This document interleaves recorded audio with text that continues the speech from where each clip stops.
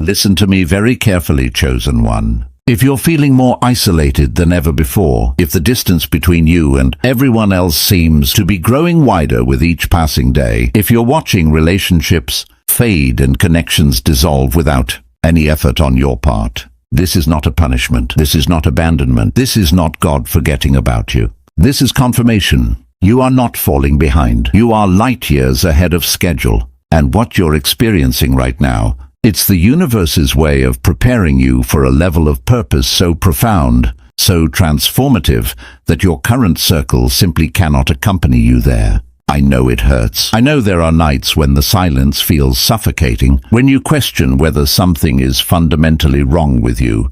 You scroll through social media watching everyone else laugh together, celebrate together, build together, while you sit alone in a room that feels more like a wilderness than a home. But here's what they're not telling you in those highlight reels. Separation isn't happening to you. It's happening for you. If this message is resonating deep within your spirit right now, do me a favor. Hit that subscribe button and turn on notifications. You're part of a community of awakened souls, and you need to hear what's coming next. And if you want to support this channel and help us reach more chosen ones with this life-changing message, consider leaving a super thanks. Your support keeps this light shining in the darkness. The biblical truth is undeniable. Moses was separated in the desert for 40 years before he could lead millions to freedom. Joseph was separated in a prison cell before he became second in command of Egypt. David was separated in caves, running from Saul, before he wore the crown. Jesus himself withdrew to lonely places to pray, separating from the crowds before performing his greatest miracles. The pattern is clear, chosen one. Separation is not a sign of failure. It is the signature of divine promotion. Your isolation is your incubation. Your loneliness is your laboratory. And while everyone else is networking, socializing and blending into the crowd, you are being meticulously prepared in the secret place for a public assignment that will leave them speechless. Something fundamental has shifted within you, hasn't it? You can feel it in your bones, in your spirit, in the very way you perceive reality now. The conversations that used to excite you now drain you. The environments that used to feel like home now feel foreign. The people who used to understand you now look at you with confusion, even concern. This isn't you changing for the worse. This is you evolving to a higher frequency. And here's what most people don't understand about frequency. When you operate on a different wavelength, connection becomes impossible with those still tuned to lower stations. It's not personal. It's physics. It's spiritual law. You can't blame a radio for not picking up a signal. It's not designed to receive. Scripture tells us in 2 Corinthians 6:14, "Do not be unequally yoked with unbelievers. For what partnership has righteousness with lawlessness? Or what fellowship has light with darkness?" This isn't about judgment. This is about alignment. You cannot fulfill divine assignments with people who are still operating in patterns, mindsets, and energies that God has already delivered you from. The chosen one's journey always includes a frequency recalibration. You're being tuned to hear God's voice with crystal clarity, and that requires the removal of static, noise, and interference. Every person who wasn't meant for your next chapter is static. Every environment that no longer serves your purpose is noise. Every situation that tries to pull you backward is interference. And God, in His infinite wisdom and relentless love, is clearing the channel. He's removing the distractions disguised as friendships. He's closing doors that would have led you into familiar comfort but divine compromise. He's separating you from the crowd because what He's about to speak to you, what He's about to show you, what He's about to do through you, cannot be contaminated by the opinions, limitations, and fears of those who are not called to your assignment. This separation is proof that your frequency has changed. You're no longer broadcasting on the same wavelength as your old life. And that, chosen one, is something to celebrate, not mourn.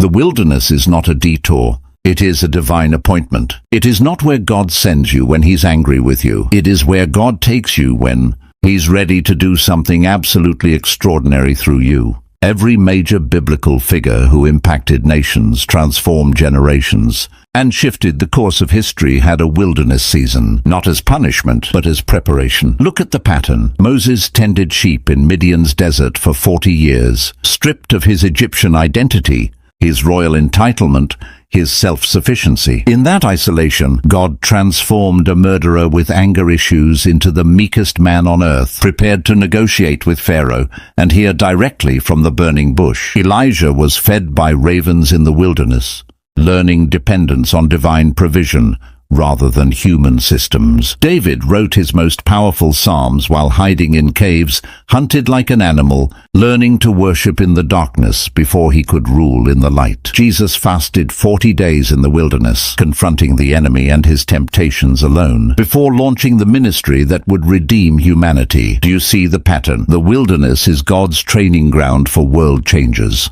And you, chosen one, are there right now, not because you made a wrong turn, not because you're being punished for past mistakes, but because what God is preparing you for is so significant, so impactful, so far beyond anything you could accomplish with your current understanding, that it requires complete separation, total recalibration, and divine-level training. In the wilderness, God strips away everything you thought you needed: the approval of others, the validation of crowds, the comfort of familiar routines, the security of predictable outcomes. He removes the scaffolding until you're standing naked before him, with nothing but your faith, your calling, and his promises. And in that place of absolute dependence, he rebuilds you from the inside out. The wilderness is where God removes your plan B options, so you'll fully commit to plan A. It's where he breaks your need for human applause, so you'll only seek his approval. It's where he teaches you to hear his voice above all others. Because where you're going, his voice is the only one that matters. What you're experiencing isn't loss, it's shedding. Like a snake that must shed its old skin to grow, or a tree that must lose its leaves to survive winter and bloom again in spring. You are releasing what no longer fits the version of you that God is creating. And yes, it feels like death, but it's actually the birth canal to your destiny. Hebrews 12:1 says, "Therefore, since we are surrounded by so great a cloud of witnesses, let us also lay aside every weight and sin which clings so closely, and let us run with endurance the race that is set before us." Notice the instruction: lay aside every weight, not just every sin, but every weight. Some things in your life aren't sinful. They're just heavy. They're not wrong. They're just not necessary for where you're going. That friend who constantly needs you to manage their emotional chaos, not sinful, but a weight. That family member who refuses to see your growth and keeps reminding you of who you used to be, not evil, but a weight. That job that pays well but drains your soul, not illegal, but a weight. That relationship that feels comfortable but doesn't challenge you to become who God called you to be, not immoral, but a weight. The chosen one must travel light. You cannot carry the baggage of everyone else's expectations, limitations, projections, and fears into your destiny. God is pruning your life with precision. Every person, opportunity, and situation falling away is making room for what's coming. And what's coming requires space, energy, focus, and freedom that you simply don't have while you're weighed down by what used to be. This shedding season is uncomfortable because you're losing your old identity. The person everyone thought you were, the role you played in other people's stories, the predictable patterns that made you easy to understand and control. That version of you is dying, and it should, because that version of you was never meant to fulfill what God has assigned to you. Stop trying to hold on to what God is removing. Stop begging people to stay who are clearly walking away. Stop fighting to maintain connections that God himself is severing. When God closes a door, locks it, and removes the entire building, it's because he's constructing something better. Trust the shedding. Embrace the release. Your destiny is on the other side of what you're willing to let go. Here's a truth that will set you free. Not everyone is meant to understand your journey. In fact, most people won't, and that's perfectly fine. Your calling doesn't require their comprehension. Your purpose doesn't need their permission. Your assignment doesn't depend on their approval. You were not chosen to fit in. You were chosen to stand out, speak up, and wake people up. When Noah built the ark, he did it alone. For 120 years, he hammered, sawed, and prepared while everyone else mocked, questioned, and ridiculed. Not a single person outside his immediate family understood what he was doing. They didn't understand until the rain started falling. By then, the door was shut. When Abraham left Ur, he couldn't explain to his friends and extended family where he was going because God hadn't even told him yet. Genesis 12:1 says God told him, "Go from your country and your kindred and your father's house to the land that I will show you." Imagine that conversation. "Where are you going, Abraham?" "I don't know." "When will you be back?" "I'm not coming back." "Why are you leaving?" "God told me to." That's a divine disconnect that doesn't make natural sense. Chosen one, you are being divinely disconnected from people, places, and patterns that would interfere with your obedience to God. This disconnection feels painful because human beings are wired for connection. We want to be understood, accepted, and celebrated. But God is teaching you a higher truth. It's better to be misunderstood and obedient than to be popular and disobedient. It's better to walk alone with God than to walk with a crowd going the wrong direction. The disconnect is intentional. God is removing your safety nets so you'll learn to trust Him completely. He's removing your backup plans so you'll commit fully to His plan. He's removing the voices that would talk you out of your calling, doubt your anointing, and minimize your assignment. And yes, some of those voices belong to people you love. That's what makes this season so hard. But remember, Judas was at the table with Jesus. Proximity doesn't mean purpose. Familiarity doesn't mean destiny. The divine disconnect is preparing you for divine connections that are already on the way. People who will understand you without lengthy explanations. Opportunities that will align with your calling effortlessly. Environments where your gifts are celebrated, not questioned. But those connections can't come until the disconnections are complete. Let's talk about something nobody mentions. Being chosen is not glamorous. It's heavy. The calling on your life comes with a weight that people who aren't chosen will never understand.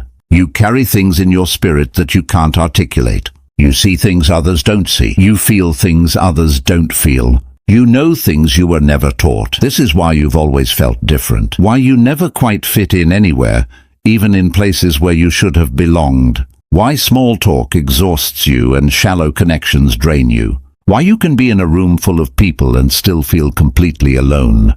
You're not antisocial. You're not broken. You're not weird. You're carrying a prophetic burden, and prophetic burdens require isolation to process. Jeremiah understood this. In Jeremiah 15:17, he cried out, "I did not sit in the company of revelers, nor did I rejoice. I sat alone because your hand was upon me, for you had filled me with indignation." The prophet sat alone, not because he was rejected, but because the hand of God was upon him. The weight of the message he carried separated him from normal social interactions. You feel this, don't you? The weight of knowing things before they happen. The burden of seeing people's potential when they only see their problems.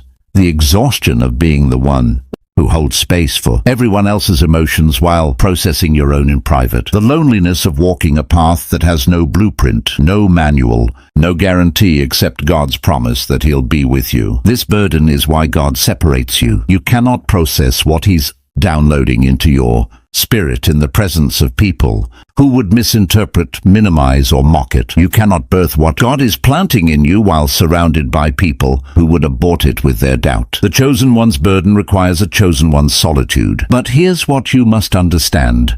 This burden is also your blessing. The same sensitivity that makes you feel alone also makes you effective. The same depth that isolates you also empowers you to reach depths in others that surface-level people can never access. The same weight that makes your journey harder also makes your impact greater. Your separation is not punishment for carrying the burden. It's protection while you learn to steward it properly.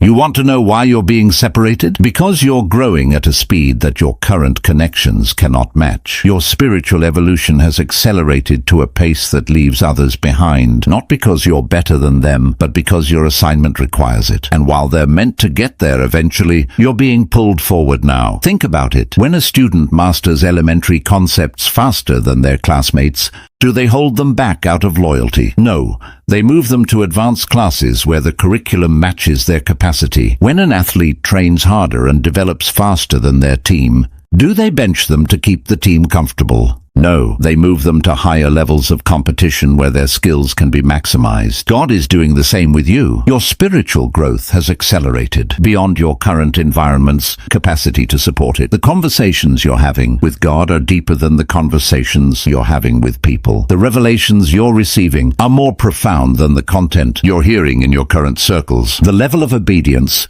God is requiring from you is more intense than the level of commitment you're seeing around you. 1 Corinthians 3:2 addresses this. I fed you with milk, not solid food, for you were not ready for it, and even now you are not yet ready. There are levels to spiritual growth, and you've graduated to a level that requires different teaching, different challenges, and different company. You cannot continue consuming milk when God is preparing you for meat. You cannot remain in environments designed for spiritual infants when you're being developed as a spiritual warrior. Your separation is confirmation that you're ahead of schedule. While others are still wrestling with foundational issues, you're being trained in advanced spiritual warfare. While others are learning to pray, you're being taught to decree and declare with authority. While others are discovering their gifts, you're being refined to operate in your calling.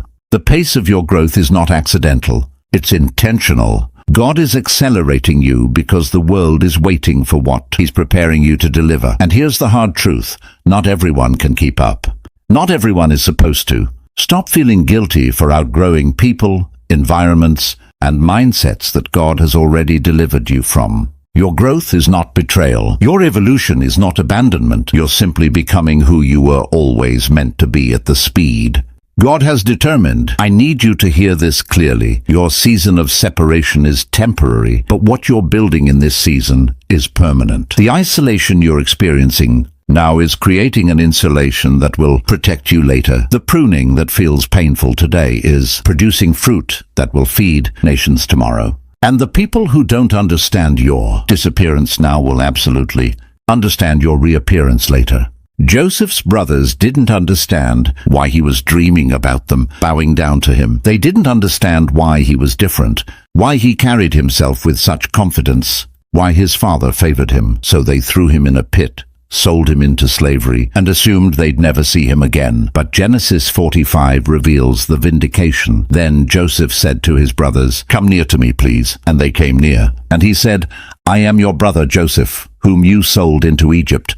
And now do not be distressed or angry with yourselves, because you sold me here, for God sent me before you to preserve life." Chosen one, God is sending you ahead. Not above, but ahead. You're being positioned in advance of blessing, breakthrough, and revival that's coming to your family, your community, your generation. But you cannot be positioned with the crowd. You must go first, alone, misunderstood, underestimated, so that when the moment comes, you're already in place, already prepared, already anointed for what's needed. Your vindication is not coming through lengthy explanations or defensive arguments. Your vindication is coming through demonstration. When they see what God does through you, when they witness the favor that follows you, when they experience the breakthrough that flows from your obedience, when they receive the blessing that your sacrifice prepared, they'll understand, not before, after. Psalm 37 says, "Commit your way to the Lord.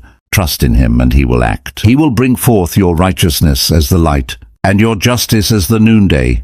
God Himself is your defender. He will vindicate you in front of everyone who misunderstood you, doubted you, dismissed you, or counted you out. But He won't do it prematurely. He'll do it when the fruit of your obedience is so undeniable, so abundant, so supernatural that it silences every critic and answers every question. Stop defending yourself to people who are determined to misunderstand you. Stop explaining your season to people who don't have the spiritual capacity to comprehend it.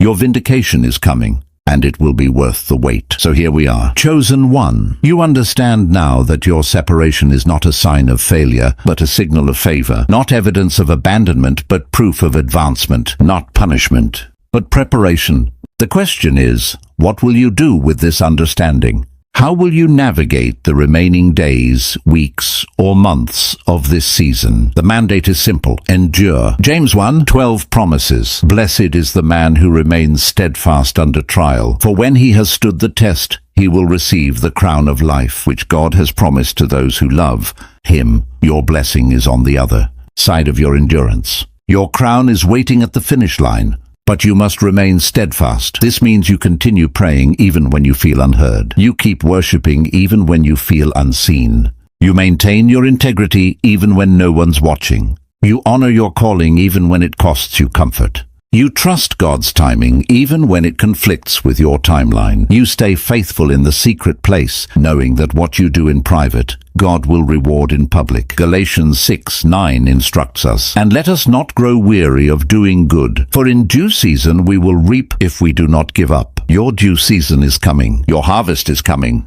Your vindication, your connections, your opportunities, your breakthrough. It's all coming, but it cannot come to someone who gave up in the middle. It can only come to those who endured to the end. Chosen one, you are not alone in your separation. You are not forgotten in your isolation. You are not lost in your wilderness. You are exactly where God needs you to be, learning exactly what you need to know, becoming exactly who you were created to be. This separation is not permanent, but the transformation happening within you during this separation is eternal. So lift your head. Straighten your posture. Wipe your tears. Strengthen your resolve. You are a chosen one, and your separation is proof that you're ahead of schedule. The world is not ready for you yet, but it will be. And when your time comes, when God releases you from this season and catapults you into your purpose, everyone who witnessed your disappearance will marvel at your reappearance. Your isolation is your preparation. Your separation is your qualification. Your wilderness is your university. And your graduation day is coming. Stay faithful, stay focused, stay separated, because chosen one, your time is almost here.